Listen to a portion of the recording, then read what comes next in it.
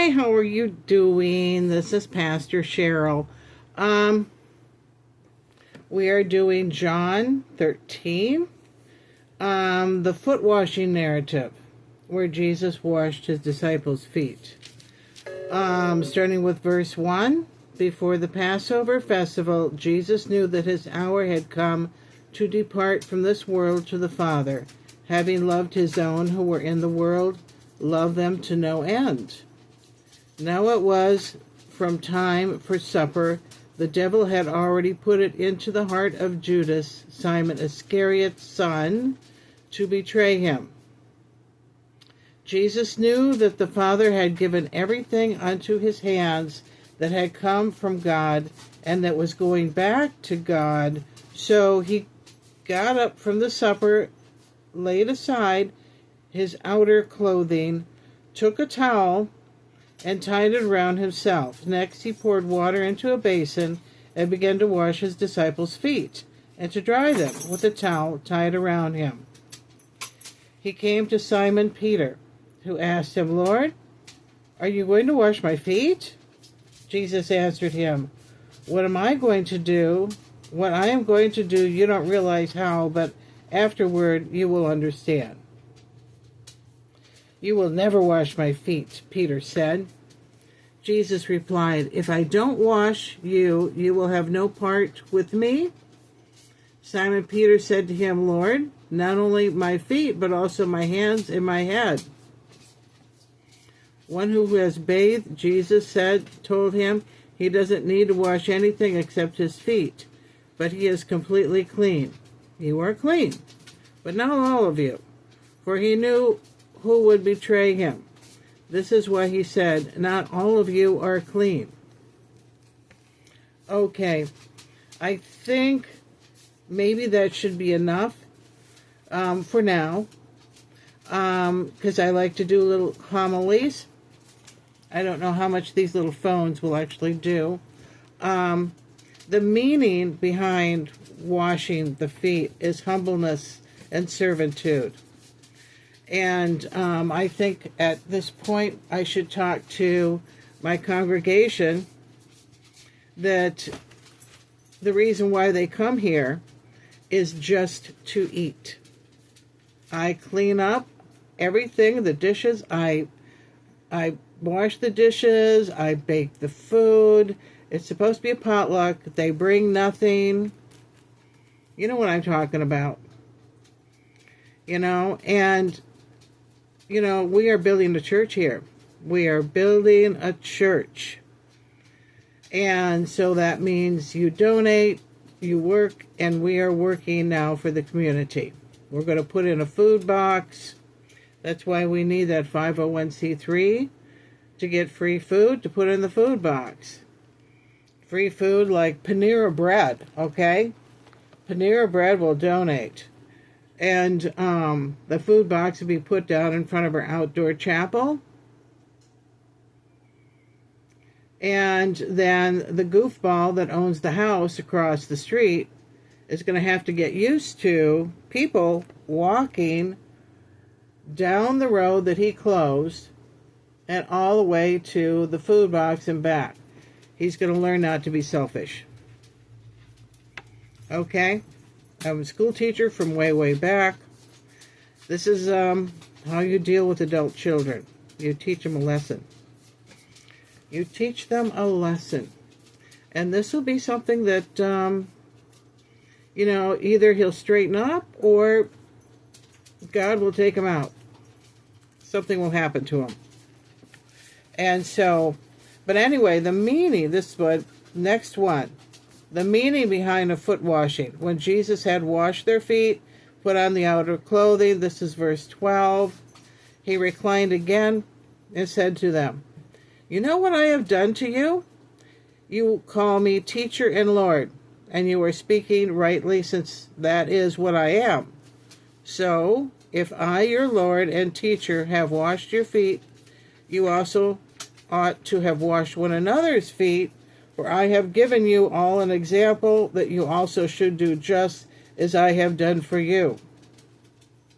Truly I say to you, as a servant is not greater than his master, and a messenger is not greater than the one who sent him. If you know these things, you are blessed if you do them. I am not speaking about all of you. I know that I have chosen, but the scripture must be fulfilled. The one who eats my bread has raised his heel against me. I am telling you now before this happens, so that when it does happen, you believe I am he.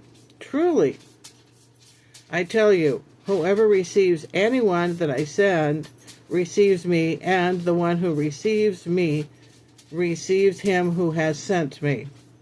He's had said this repeatedly over and over again. Receiving him, and whoever receives him is receiving the one who says sent him. He's repeatedly said this over and over again. And we have to consider meaning behind this, but it's not only servitude, doing things for others, it's working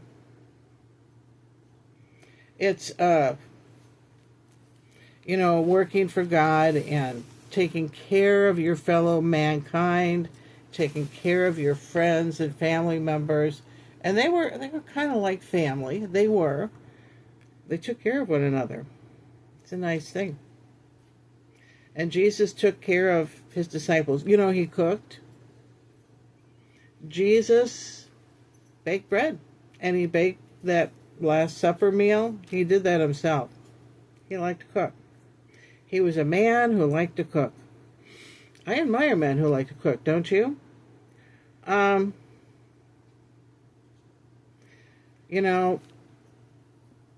many people depend on others to do things for them. And it's a good thing, and it's about time for other people to do for other people. If you catch my drift. God did something for me yesterday. I decided to walk to the drugstore. It's a mile. And at my age, a mile is a long way. But I thought, it's a nice day, I'll walk. So I got all the way out there. And by then I was exhausted, and I had a tough time getting home. And I bumped into someone. So I had to walk home because all the buses were done. They were done for the day because it was Sunday. Sunday they close early. So I came back and walked back slowly. I bumped into someone who was also waiting for the bus. It was a handyman. And we need a handyman to help us finish that meditation garden. We need to finish it. And I'm one of those, if you promise to do something, you do it. You get that? And let that be a lesson to the city of Davenport. They closed off the road, the entry road into our meditation garden. The nutso that has the, that strip of land that went across the road and came right back. Just a little piece, a little triangle part of the road that he owned. So he closed down the whole road, the city, and that's our way in there. We will finish it anyway, even if he puts a fence across it, just to be a testimony about the city of Davenport. It'll be a good lesson to them. And we will use it. We'll just have to walk around his little fence and go into our garden. And we will let this be a testimony and a lesson to the city of Davenport. We might have a few more gardens. We might, but that's our main one. That is our main place to function. And let him complain. I'm hoping he just moves out of there. But let them be a lesson to them. If I tell them it's going to be there, it's going to be there. And so, but that is our way of that is our main little place that we are working out of now, and we will have that food box. We will have that giant cross with the spotlight on it. We'll make it a busy place. But anyway, we are on up to 10 minutes, and that is good for a homily. And so, but Jesus, yeah, he talks about servitude and doing things for others, and so, and the next verse that we get into is Judas' betrayal predicted, starting with verse 21. So we get to read about Judas. Okay. I'll see ya. Bye-bye.